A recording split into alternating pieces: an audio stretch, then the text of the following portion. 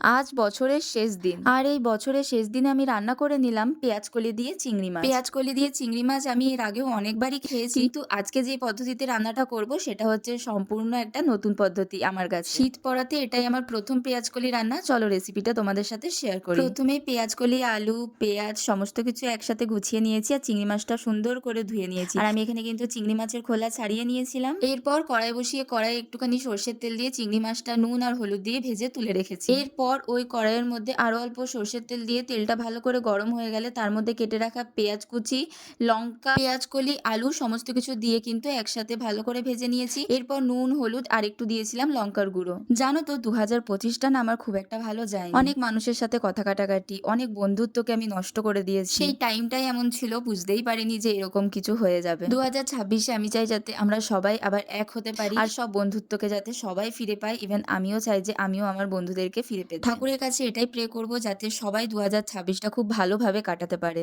এইদিকে দেখো কথা বলতে বলতে ভুলেই গেছিলাম যে রান্না করছি। দেখো এদিকে কিন্তু পেঁয়াজকলি আর আলুটা ভালো করে সেদ্ধ হয়ে গেলে তার মধ্যে ভাজা চিংড়ি মাছগুলোকে দিয়ে নিয়েছি আর দিয়েছিলাম একটুখানি পোস্ত বাটা। পোস্ত বাটা দিয়ে কিন্তু বেশিক্ষণ নাড়বো না, হালকা একটু তেল ছেড়ে আসলেই কিন্তু আমি এখানে নামিয়ে নিয়েছি। আর আমি এটা খেয়েছিলাম গরম গরম ধোয়াটা ভাতের সাথে আর খেতে কিন্তু দুর্দান্ত হয়েছিল। তো তোমরাও রেসিপিটা ঘরে একবার ট্রাই করো আর ট্রাই করে জানিও যে তোমাদের এই রেসিপিটা কেমন লেগেছে। আর এই চিংড়ি কলির রেসিপিটা কিন্তু প্রথমবার বানিয়েই আমি এর প্রেমে পড়ে গেছি। তোমরাও কিন্তু এর প্রেমে পড়তে বাধ্য।